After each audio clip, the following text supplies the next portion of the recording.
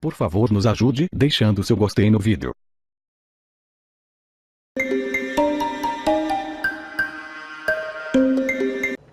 O doleiro Lúcio Funaro declarou em delação premiada que o presidente Michel Temer está entre os políticos que receberam propina distribuída pelo ex-deputado Eduardo Cunha, do PMDB. O conteúdo da delação está anexado à segunda denúncia da Procuradoria-Geral da República contra o presidente. O operador Lúcio Funaro, preso há 1 ano e 2 meses, prestou os depoimentos na Procuradoria-Geral da República no mês passado. O jornal O Globo revelou hoje que, em um deles, Funaro afirmou que Cunha distribuía propina a Temer com 110% de certeza. Ou seja, segundo o delator, Michel Temer estava entre os políticos beneficiados por propina que passava pelas mãos do ex-deputado Eduardo Cunha. E ainda, segundo o depoimento do delator, José Yunes, amigo e ex-assessor de Temer na presidência, lavava dinheiro para o presidente com imóveis. A TV Globo também teve acesso aos depoimentos da delação revelados pelo jornal e a mais detalhes. Funaro contou na delação que sabe que Temer tem uma série de imóveis adquiridos da incorporação de Yunes. Sabe que, por trabalhar no mercado financeiro, a maneira mais fácil de lavar dinheiro é por meio de compra de imóveis. E que a lavagem de valores feita por Yunes era em favor de Michel Temer. Funaro afirmou que não sabe se os imóveis adquiridos por Temer estão em nome de Michel, familiares ou fundos, mas que sabe, por meio de Eduardo Cunha, que Temer tem um andar inteiro na Avenida Brigadeiro Faria Lima, em São Paulo. Amigo de Temer há 50 anos, José Yunes pediu demissão do governo em dezembro do ano passado, por ter sido citado na delação do executivo da Odebrecht, Cláudio Melo Filho. O delator disse que, após um jantar com Temer, a empreiteira deu 4 milhões ao PMDB e que os pagamentos foram realizados via Eliseu Padilha, ministro da Casa Civil, que mandou entregar o dinheiro no escritório de Yunes. Yunes confirmou que Lúcio Funaro foi entregar uma encomenda de Padilha, mas negou saber que se tratava de dinheiro. Funaro desmente essa versão na delação premiada. Disse que ligou para Yunes e marcou de encontrar com ele no escritório para pegar o dinheiro e que fez isso a pedido do ex-ministro Gedel Vieira Lima. Em outros depoimentos, Funaro liga Temer à medida provisória dos portos, que foi aprovada pela Câmara em 2013 com o objetivo de ampliar investimentos e modernizar o setor portuário. Funaro contou que Temer pediu ao então deputado Eduardo Cunha que fossem atendidos interesses privados nessa MP dos portos. Funaro afirmou que Temer tem grande apreço pelos pleitos da empresa Rodrimar e pediu para serem defendidos os interesses da Rodrimar na MP dos portos. O operador contou na delação que Cunha atuou como articulador dessa MP e que Temer pediu a Cunha para facilitar essa aprovação da medida provisória porque empresas tinham interesses e para cuidar que o negócio não saísse do controle. Funaro disse que, após a aprovação da MP, houve pagamento de propina ao PMDB por doação eleitoral, mas não sabe dizer se foi também por outros meios. Que não sabe como outros grupos beneficiados pagaram a propina e que tem conhecimento dessa situação por relatos de Eduardo Cunha. Na semana passada, o ministro do Supremo Tribunal Federal, Luiz Roberto Barroso, autorizou a abertura de inquérito contra o presidente Michel Temer, justamente para investigar se houve corrupção e lavagem de dinheiro na edição de um decreto do setor de portos para beneficiar a empresa Rodrimar, que atua em Santos, no litoral paulista. Funaro também falou que a relação entre Cunha e Temer era boa, mas instável. E que quando Cunha assumiu a presidência da Câmara em 2015, Temer ficou enciumado do poder do aliado e diminuiu o contato com ele. O operador também citou o ex-presidente da Câmara e ex-ministro Henrique Eduardo Alves, que está preso. Disse que Alves era muito jeitoso. Nas palavras de Funaro, ele funcionava como uma esponja para evitar atrito entre Cunha e Temer. O Palácio do Planalto declarou que o presidente Temer contesta de forma categórica o envolvimento do nome dele em negócios escusos, que todos os imóveis do presidente foram comprados de forma lícita, com recursos de aplicações e de contas pessoais e que estão declarados à Receita. Ainda segundo o Planalto, Temer jamais tratou de valores com representantes da Odebrecht. O advogado de Eduardo Cunha negou as acusações e disse que a atuação dele como parlamentar sempre foi dentro dos limites legais. O ministro Eliseu Padilha disse que não conhece Lúcio Funaro, que participou do jantar mencionado na reportagem, mas que não pediu contribuição a ninguém. O advogado de José Yunes declarou que Lúcio Funaro, mais uma vez, faltou com a verdade e vai responder pelas calúnias. O PMDB afirmou que todas as doações ao partido foram registradas e aprovadas pela Justiça Eleitoral. A Rodrimar declarou que nunca recebeu privilégio do poder público, que o decreto era uma reivindicação de todo o setor portuário e que está à disposição das autoridades para esclarecimentos. Nós não conseguimos contato com a defesa de Gedel Vieira Lima. O ministro Edson Fachin, relator da Lava Jato no Supremo Tribunal Federal, já encaminhou a segunda denúncia contra Michel Temer para a presidente da Corte, ministra Carmen Lúcia. Por 10-1, o plenário do Supremo terminou decidindo por não suspender o processo, que vai ser levado à análise dos deputados. Os 3 votos que faltavam não podiam mais mudar o resultado. O placar já era de 7-1 pelo envio à Câmara dos Deputados da nova denúncia contra o presidente Temer e que as delações premiadas não podem ser questionadas por terceiros, como fez a defesa do presidente. Todos os 3 ministros que votaram hoje acompanharam o relator, Luiz Edson Fachin. Marco Aurélio Melo disse que o fato de um delator eventualmente omitir informações, o que se suspeita que teria ocorrido com os ex-executivos da JF, não impede o aproveitamento de tudo aquilo que for útil na delação. Delação premiada para mim é depoimento. E se nesse depoimento se tem notícia de práticas criminosas, evidentemente, uma omissão quanto a ele depoimento não pode prejudicar o que foi verbalizado pelo colaborador. No início de seu voto, ao saudar a nova Procuradora-Geral da República, Raquel Dodge, o ministro Celso de Mello ressaltou o dever de se combater a corrupção em todas as esferas do poder. A corrupção traduz um gesto de perversão da ética do poder e de erosão da integridade da ordem jurídica, cabendo ressaltar que o dever de probidade e de comportamento honesto e transparente configura a obrigação, cuja observância impõe-se a todos os cidadãos desta República, que não tolera o poder que corrompe, nem admite o poder que se deixa corromper. A presidente do Supremo, ministra Carmen Lúcia, completou o placar, que ficou em 10-1 pelo envio imediato da denúncia. A carência de jurisdição, a competência deste Supremo Tribunal para receber ou rejeitar a denúncia por crime comum contra o presidente da República depende de prévia autorização da Câmara dos Deputados, o mesmo se dando no que se refere também a crime de responsabilidade quanto a essa autorização. Nos votos, 4 ministros frisaram que o relator pode propor ao plenário do Supremo a rejeição da denúncia, caso considere necessário, antes de encaminhá-la à Câmara. Essa foi a opinião de Carmen Lúcia, Celso de Mello, Dias Toffoli e Gilmar Mendes. Na volta do intervalo, os ministros julgaram o pedido de Michel Temer para devolver a denúncia à Procuradoria-Geral da República, sob a alegação de que a PGR apontou fatos anteriores ao mandato, sem citar a regra da imunidade. Essa regra determina que um presidente não pode ser responsabilizado por atos anteriores ao mandato. O julgamento durou só alguns minutos. O ministro relator, Luiz Edson Fachin, afirmou que o pedido perdeu o objeto em razão da decisão anterior de remeter a denúncia para a Câmara. Todos concordaram sem divergências. O ministro Fachin já enviou a denúncia para a presidente do Supremo. É Carmen Lúcia quem manda a acusação da Procuradoria para o presidente da Câmara, Rodrigo Maia, dar seguimento à análise por parte dos deputados. Pela Constituição, é preciso que 2/3 dos deputados federais aprovem a abertura do processo, para que o Supremo possa então decidir se transforma ou não o presidente Temer em réu pelas acusações de organização criminosa e obstrução à justiça. E agora à noite, o diretor-geral do Supremo Tribunal Federal levou a denúncia contra o presidente Michel Temer à Câmara. O documento foi entregue na Secretaria-Geral da Mesa da Câmara. No fim do dia, o ministro Edson Fachin divulgou detalhes da decisão de não devolver a denúncia à Procuradoria-Geral da República. Como nós dissemos na reportagem, todos os ministros que estavam no plenário concordaram com Fachin.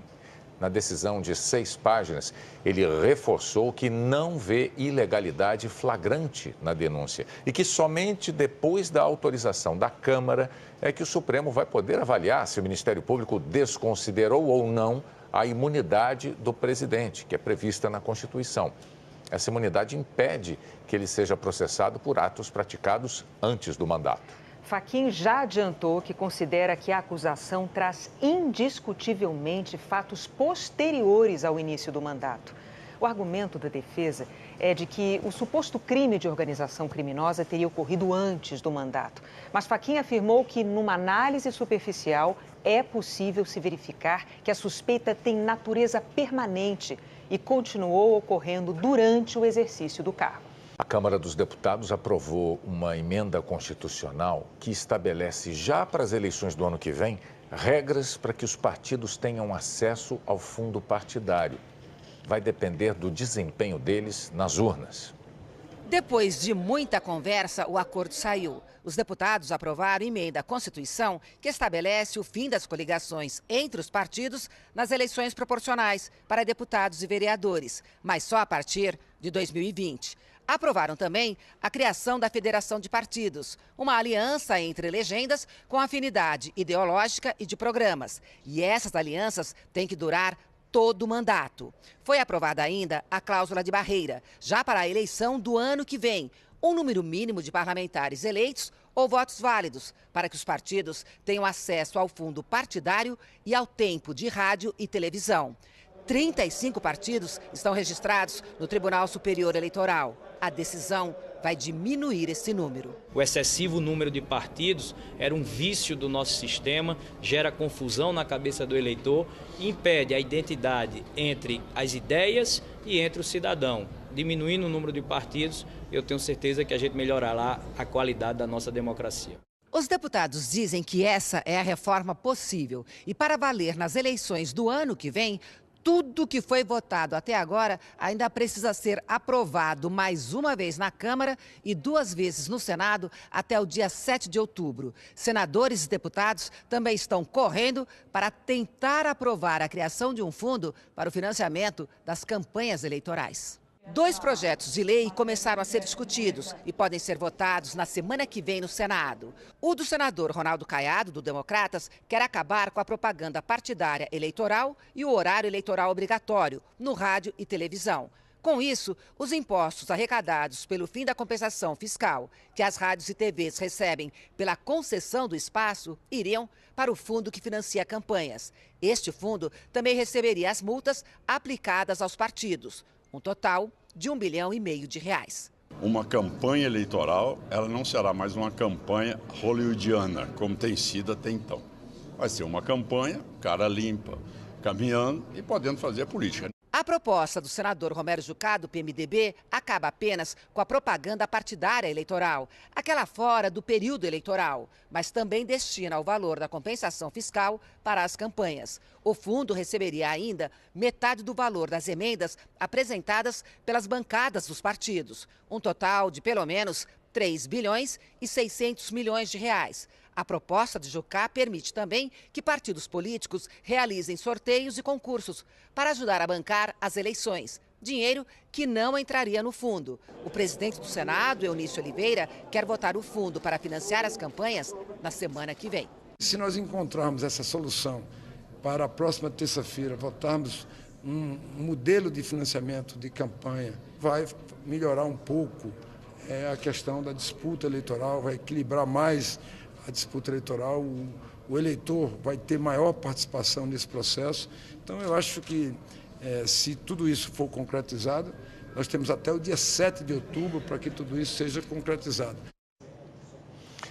Agora há pouco, num evento no Rio de Janeiro, o presidente da Câmara, deputado Rodrigo Maia, defendeu um fundo eleitoral de até R$1 bilhão. Ele afirmou que a proposta de um fundo com R$3 bilhões para os candidatos é um exagero. Já era de 7-1 pelo envio à Câmara dos Deputados da nova denúncia contra o presidente Temer e que as delações premiadas não podem ser questionadas por terceiros, como fez a defesa do presidente. Todos os 3 ministros que votaram hoje acompanharam o relator, Luiz Edson Fachin. Marco Aurélio Melo disse que o fato de um delator eventualmente omitir informações, o que se suspeita que teria ocorrido com os ex-executivos da JF, não impede o aproveitamento de tudo aquilo que for útil na delação. Delação premiada para mim é depoimento. E se nesse depoimento se tem notícia de práticas criminosas, evidentemente, uma omissão quanto a ele, depoimento, não pode prejudicar o que foi verbalizado pelo colaborador. No início de seu voto, ao saudar a nova Procuradora-Geral da República, Raquel Dodge, o ministro Celso de Mello ressaltou o dever de se combater a corrupção em todas as esferas do poder. A corrupção traduz um gesto de perversão da ética do poder e de erosão da integridade da ordem jurídica, cabendo ressaltar que o dever de probidade e de comportamento honesto e transparente configura a obrigação, cuja observância impõe-se a todos os cidadãos desta República, que não tolera o poder que corrompe, nem admite o poder que se deixa corromper. A presidente do Supremo, ministra Carmen Lúcia, completou o placar, que ficou em 10-1 pelo envio imediato da denúncia. A carência de jurisdição, a competência deste Supremo Tribunal para receber ou rejeitar a denúncia por crime comum contra o presidente da República depende de prévia autorização da Câmara dos Deputados, o mesmo se dando no que se refere também a crime de responsabilidade quanto a essa autorização. Nos votos, 4 ministros frisaram que o relator pode propor ao plenário do Supremo a rejeição da denúncia, caso considere necessário, antes de encaminhá-la à Câmara. Essa foi a opinião de Carmen Lúcia, Celso de Mello, Dias Toffoli e Gilmar Mendes. Na volta do intervalo, os ministros julgaram o pedido de Michel Temer para devolver a denúncia à Procuradoria-Geral da República, sob a alegação de que a PGR apontou fatos anteriores ao mandato, sem citar a regra da imunidade. Essa regra determina que um presidente não pode ser responsabilizado por atos anteriores ao mandato.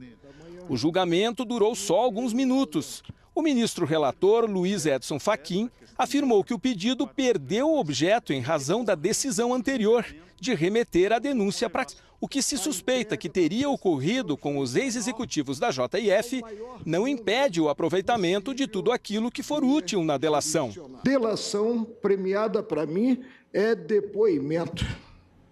E se nesse depoimento se tem notícia de práticas criminosas, evidentemente, uma omissão quanto a ele, depoimento, não pode prejudicar o que foi verbalizado pelo colaborador. No início de seu voto, ao saudar a nova Procuradora-Geral da República, Raquel Dodge, o ministro Celso de Mello ressaltou o dever de se combater a corrupção em todas as esferas do poder. A corrupção traduz um gesto de perversão da ética do poder e de erosão da integridade da ordem jurídica, cabendo ressaltar que o dever de probidade e de comportamento honesto e transparente configura a obrigação, cuja observância impõe-se a todos os cidadãos desta República, que não tolera o poder que corrompe, nem admite o poder que se deixa corromper. A presidente do Supremo, ministra Carmen Lúcia, completou o placar, que ficou em 10-1 pelo envio imediato da denúncia. A carência de jurisdição, a competência deste Supremo Tribunal para receber ou rejeitar a denúncia por crime comum contra o presidente da República depende de prévia autorização da Câmara dos Deputados, o mesmo se dando no que se refere também a crime de responsabilidade quanto a essa autorização. Nos votos, 4 ministros frisaram que o relator pode propor ao plenário do Supremo a rejeição da denúncia, caso considere necessário, antes de encaminhá-la à Câmara. Essa foi a opinião de Carmen Lúcia, Celso de Mello, Dias Toffoli e Gilmar Mendes. Na volta do intervalo, os ministros julgaram o pedido de Michel Temer para devolver a denúncia à Procuradoria-Geral da República, sob a alegação de que a PGR apontou fatos anteriores ao mandato, sem citar a regra da imunidade. Essa regra determina que um presidente não pode ser responsabilizado por atos anteriores ao mandato. O julgamento durou só alguns minutos.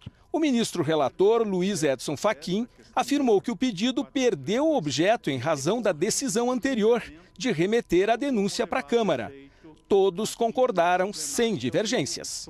O ministro Fachin já enviou a denúncia para a presidente do Supremo. É Carmen Lúcia quem manda a acusação da Procuradoria para o presidente da Câmara, Rodrigo Maia, dar seguimento à análise por parte dos deputados.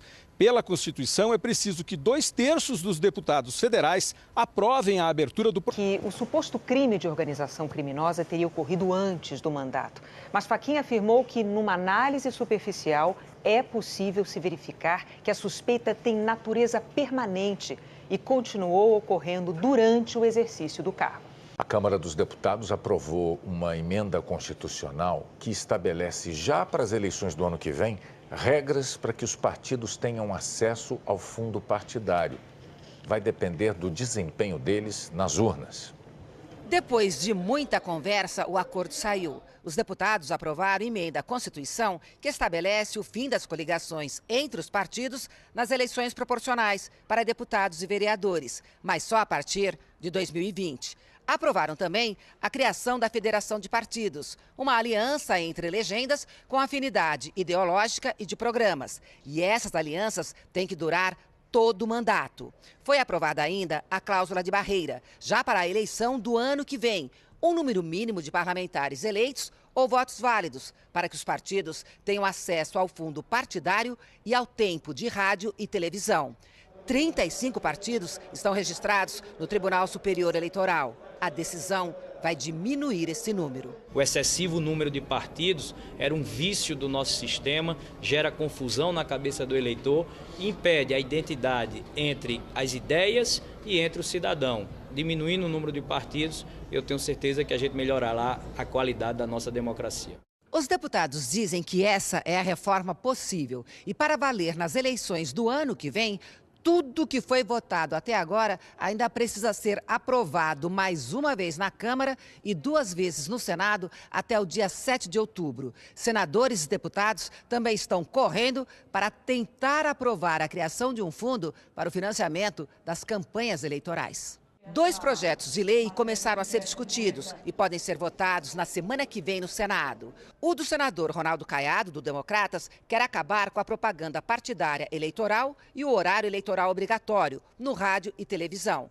Com isso, os impostos arrecadados pelo fim da compensação fiscal que as rádios e TVs recebem pela concessão do espaço iriam para o fundo que financia campanhas. Este fundo também receberia as multas aplicadas aos partidos. Um total de R$1,5 bilhão de reais. Uma campanha eleitoral, ela não será mais uma campanha hollywoodiana, como tem sido até então.